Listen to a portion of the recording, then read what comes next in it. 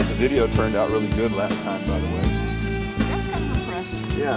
I'm not sure what I was expecting, but Well, I mean, I found it neither really. one of us looked totally dorky or stupid, or we didn't fall over. So this stretch pad is really, really useful for stretching not only the length of the backside of your leg, but it gets this rotational thing going in the hip. So it's kind of like the old runner's stretch, Okay. where you're pulling up here, but you're obviously sooner or later you're going to be limited, self-limited by you're going to hit your torso, Basically. right? So we're going to reach over the knee. This is the part that everybody finds tricky, and grab underneath. All right, so we can start pulling here in this sitting position. So we're getting that stretch in the back, Okay. but we're also opening that hip. So we're getting some groin, inner groin stretching going on there too. So let's do the other side. We're getting a little bit of knee opening going on too, which is nice. I like to move the foot around. All right, so let's lay back. All right, so same thing, reach over. And we're just gonna lay back into that.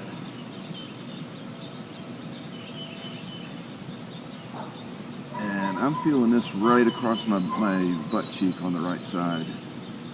Yeah, I'm feeling it up the muscle. And work your foot in that position. There you go, good, excellent. All right, let's change sides.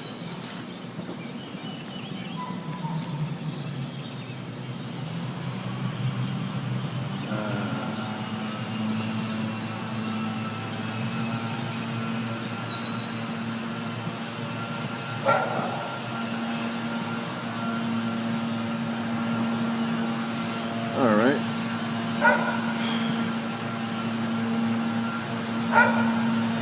So let's see if we can, this will be our first little kind of reality check. We're not going to do the Shin box, we're just going to try to get up from here. So get nice and stable. Inhale. Oh, all the way up. We'll go all the way up, yeah. Good, excellent. All right, so get your kettlebell, put that right in the middle. Right about there will be good. And let's see how it's looking. We'll do that squat. Pick up the kettlebell. Just bring it to the waist or leave it hanging, whatever's comfortable. Go back down. Let it go. Pick it back up.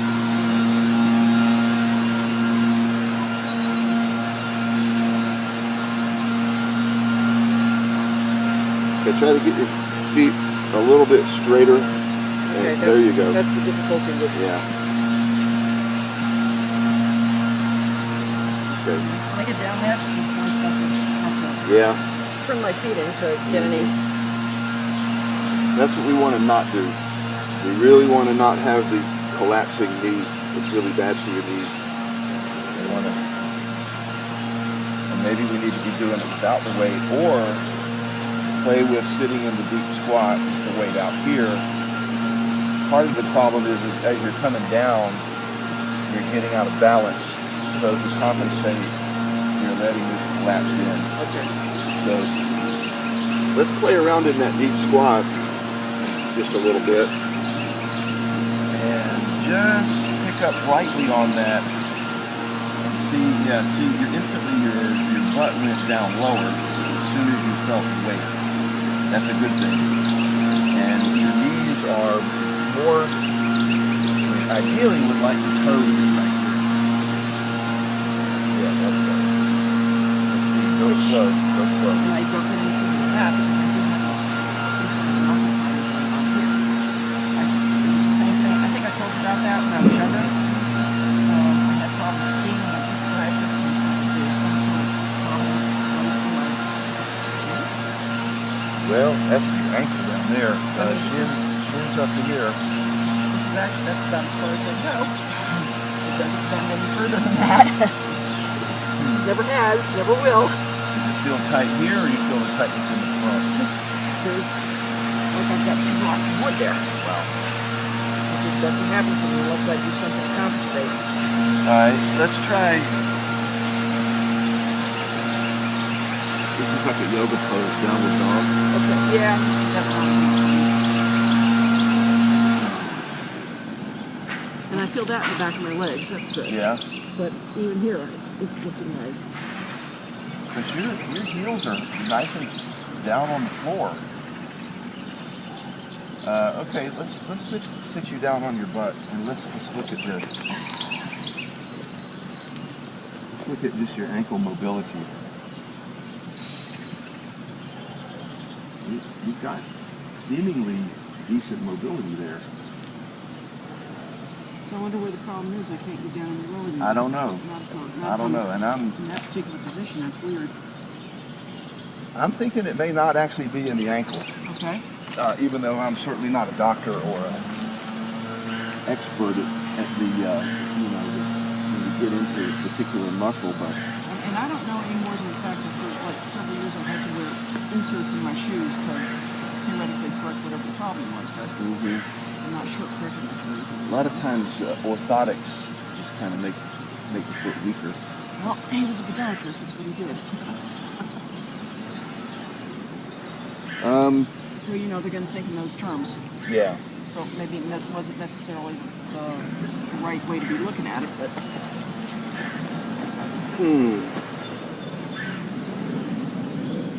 I think it's really an ankle mobility issue or knee and ankle related.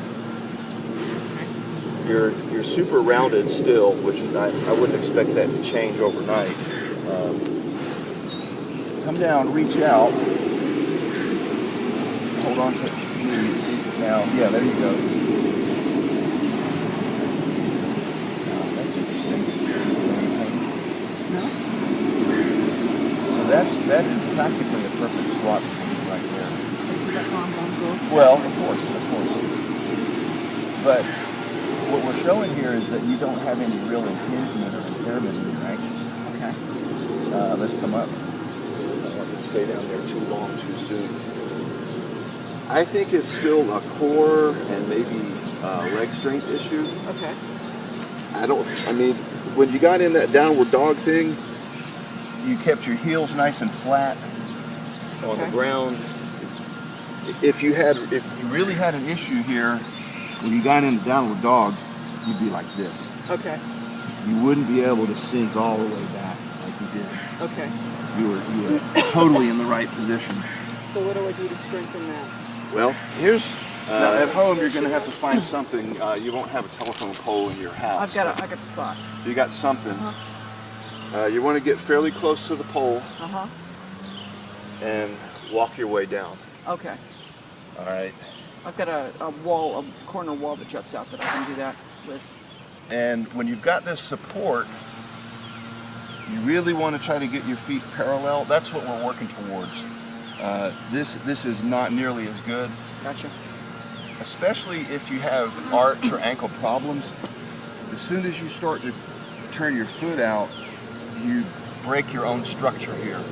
Okay. And it makes it easy for this to collapse. Okay. So what we're really trying to do is keep the toes or the feet parallel, and we're trying to lengthen this tendon here just a bit. And at first, your shoes have a bit of a heel in them. At first, you might need to take a book or a 2x4, put up under each heel even, and just get used to sitting there in that position. You'll feel your ribs touching your thigh, and that's good. So in this position, just begin to gently rock into it. Okay. And it's going to hurt your knees at first because you're not used to being compressed here. Okay. Your body is not used to pumping blood past this fold. It will figure out how to do it over time. The first week, it's going to be not happy about this, and you're going to have to come up to let blood come back in. Okay. All right, but you want to stay here close to whatever your support is, because in this downward position early on, if you let go, you're going to roll back. Let's see how you look hanging onto the telephone pole there. Good, straight parallel feet.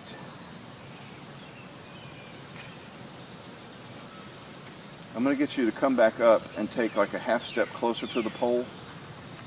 I'd like to see your back more vertical.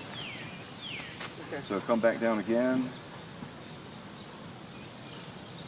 All right, try to get your chin up. There you go.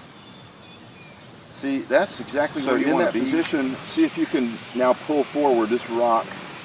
See what happens if you can accommodate the movement in the ankle, or if the heel has to lift. My heel. Okay, that's all right. Over time, the ankle will open. Okay.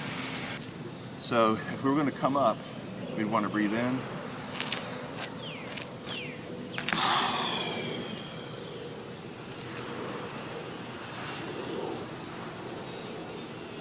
That seems like it was a lot more controlled than last week or 2 weeks ago.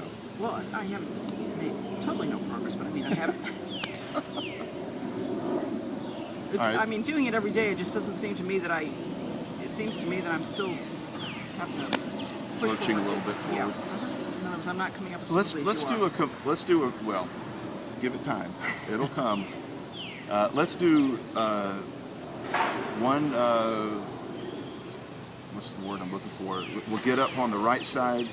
I want to see how fluidly you're switching, and we'll get up on the other side. Oh, okay. All right, and then we'll throw the kettlebell in. All right. All right, so here we go. We'll come up.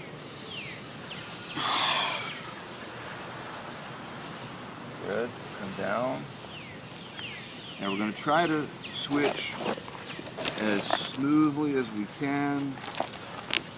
This leg doesn't want to bend. Let me get off of this joint. I'll never get up on that. All right, so here we go.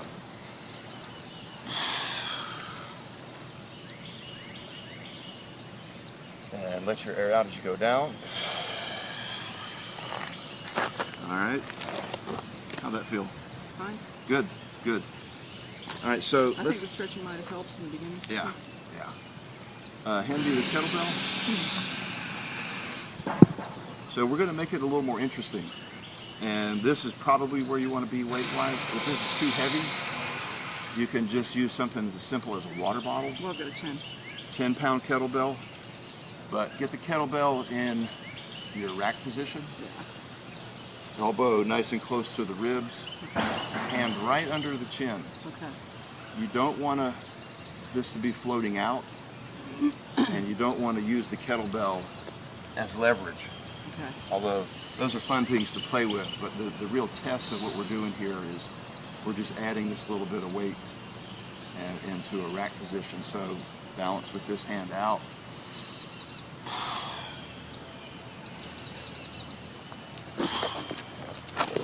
Switch. And the kettlebell is not only adding a little load, it's an off-center load. Yeah. It's not right in the middle.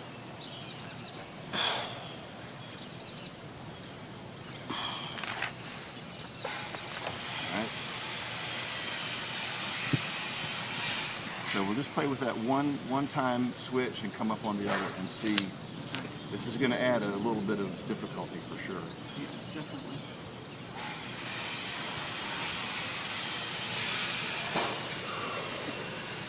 Good. Totally fine. Even though there's a little bit of lean, there's no.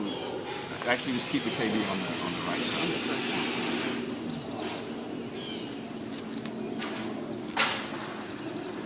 Good. Great. Rack it on the left and do the same thing.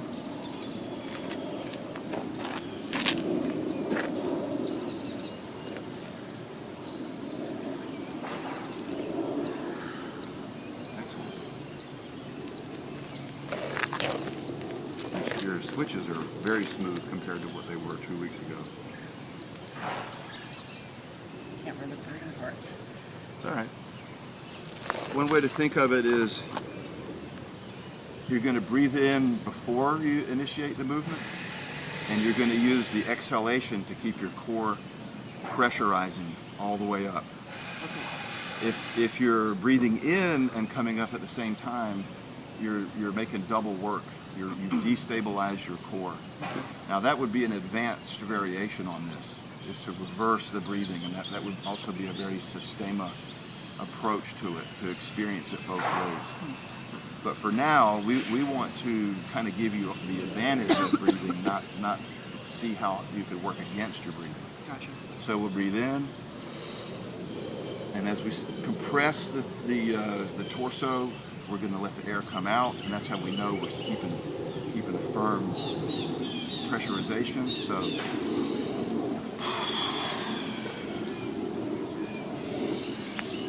and we're breathing in as we're going down, because we're filling up that core. We're kind of using it as an airbag to descend on. Yeah, yeah. All right, put your legs over here. Try one using that breathing.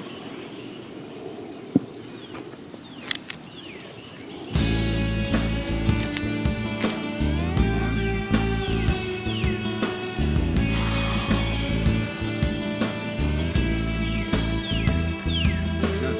That seems to help.